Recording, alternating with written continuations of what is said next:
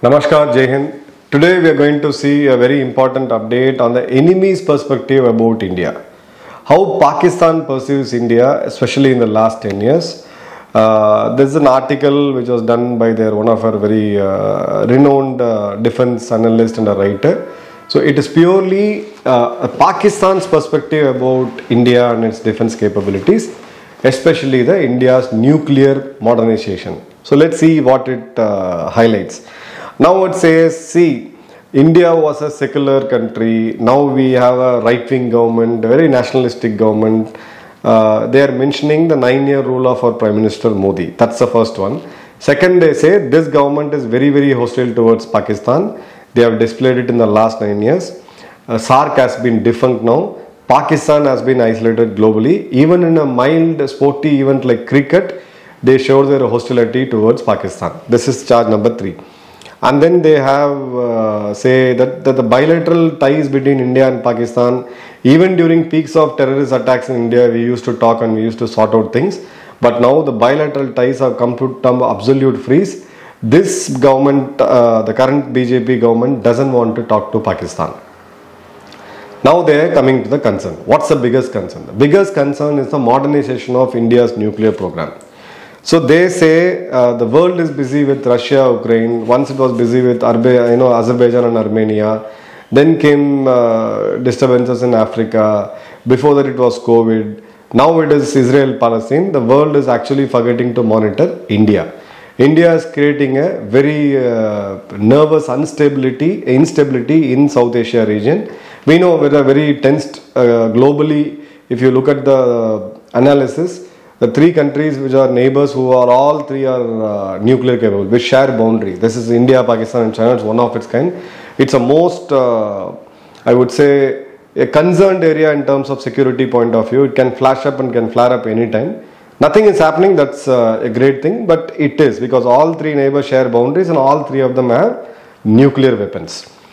So modernization of India's nuclear weapon he says that it is based on the justification or of the increased Chinese threat on India. We have seen clashes in Galwan, we have seen in Yangtze, earlier it was in Doklam. So they say India has been using this as an excuse or a justification to strengthen and modernize its military, especially the nuclear program.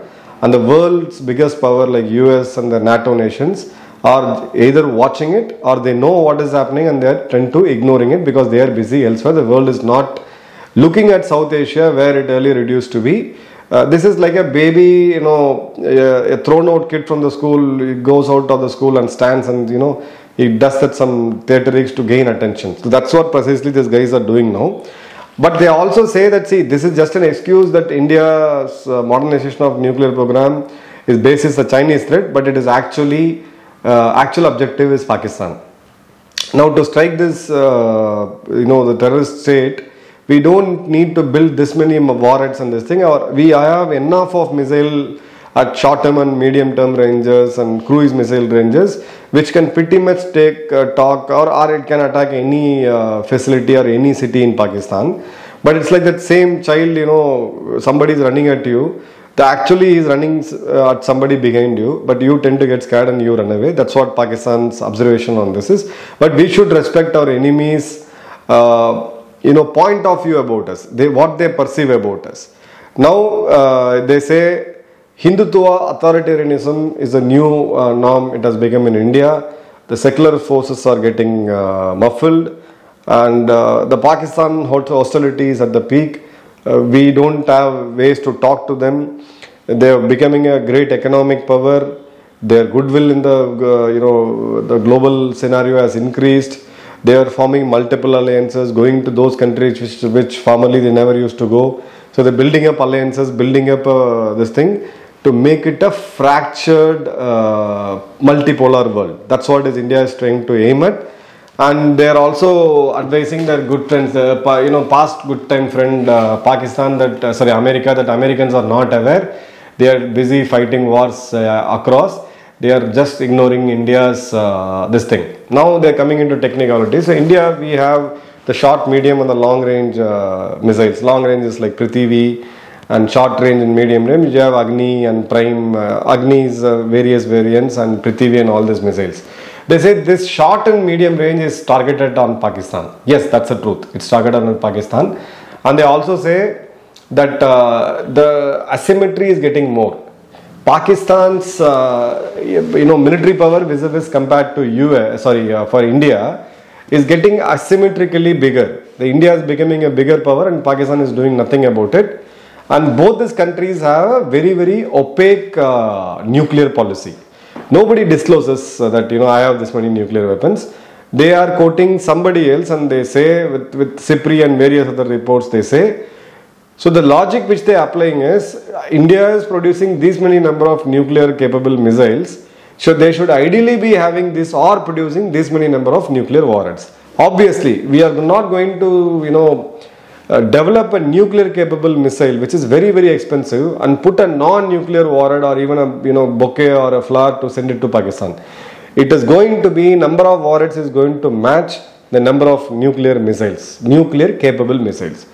It sounds logic, right? Now the second thing they say is as per the international reports, India has developed 160 plutonium based nuclear warheads and it is in the process of building more. Now this is creating instability in the region. This is what Pakistan's concern is right now. And they are quoting American Indian scholar in terms of world's nuclear watch. His name is Ashley Tellis. Ashley Tellis article, I will share that article in the link. You can see it. Ashley's article on India's, basically it gives a report about India, Pakistan and China. So it says China is moving very aggressively in terms of range, yield in terms of kiloton per nuclear bomb and in terms of number of nuclear warhead. So one is the power of your nuclear warhead. Second is how far it can go. And third is how much you have. So China is leading it. And the same Tellis after a month says, see China's this rapid increase of nuclear warheads and all three parameters that we said is compelling India to go for a nuclear test. A nuclear test can be done in two ways. One is cold, which you simulate, use computers and simulation to check how big a yield it can give. And one is what we did in 74 and 99, a hot test, a nuclear hot test. They say that the article quotes that they are going to go for a nuclear hot test, citing China as an excuse and China's aggression as an excuse. And they say all these warheads are combat ready, they have tested it and they can reach pretty much anywhere in China. So now they have classified the missiles right now. So Prithvi, Agni 1, 2, 3 and 4 and MARVs, the re-entrant vehicles, the multiple re-entrant vehicles we have is all Pakistan specific. Only the BMD-4 which is launched from a nuclear submarine, in this case we tested it from INS Arihant from coast of Odisha and Agni 5 and above is for China specific. So majority of their missiles is Pakistan specific, only Agni 5 and K4 is China specific. And they also say that India has already developed its anti-ballistic defense capabilities. Anti-satellite, anti-sat is what we launched I think somewhere in Feb 2019 where we destroyed our own satellite.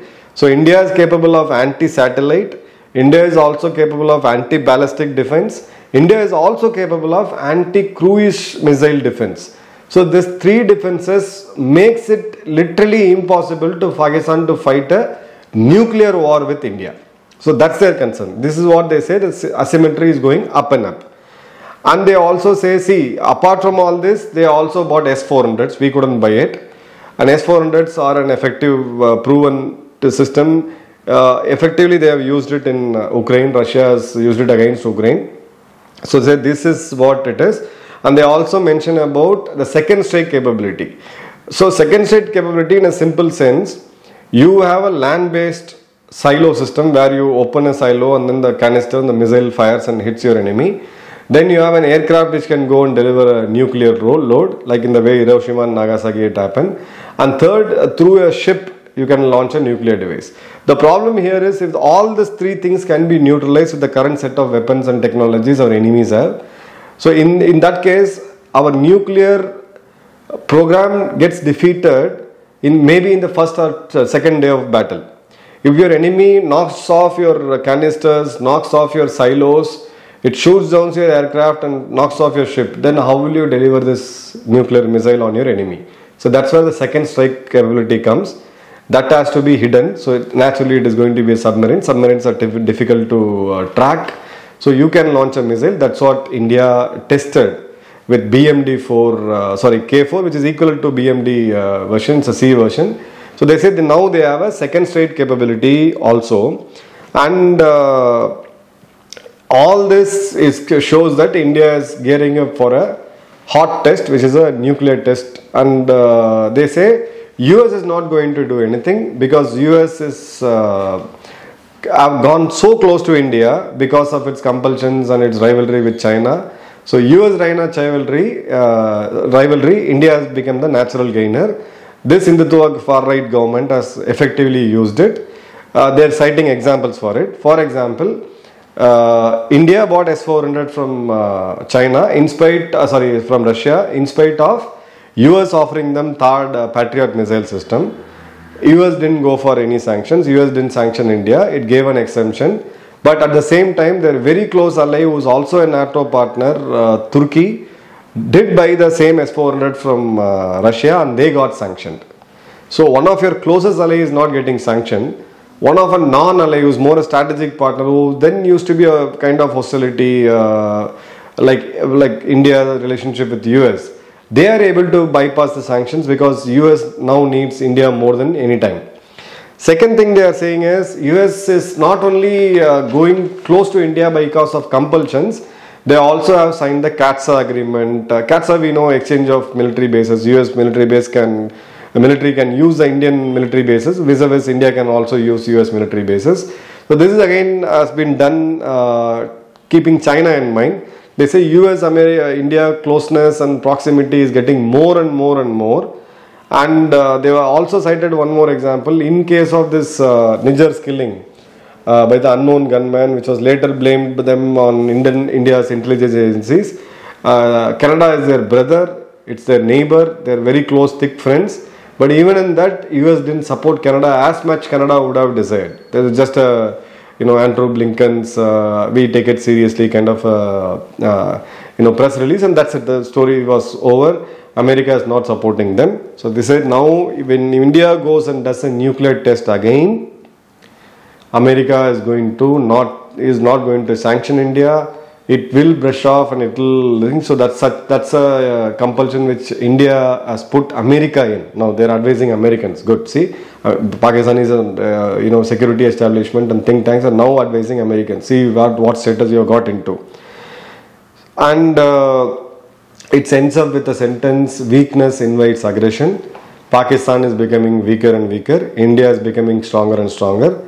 So if we are going to be weak, we are going to, our enemy, which is India, is going to get aggressive on us. So there ends the story. This clearly shows the Pakistani perception, rather the Pakistani's security establishment perception about India, and their answer to this. Like I think somewhere in October, they tested a missile, Ababil. Ababil is a Chinese one. It's a Chinese branded missile. So these guys take it and then they put a green paint on it and put a Pakistani flag and then they give some fancy name. So Ababil is a 2,200 to 700 kilometer range ballistic missile, which they claim it to be MIRV. It was tested somewhere in first week of October.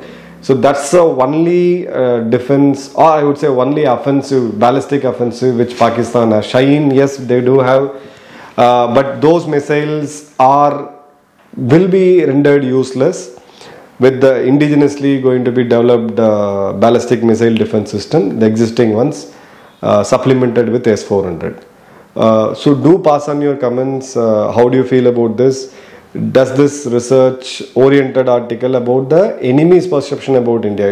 I'm just narrating it. The research was done by somebody else.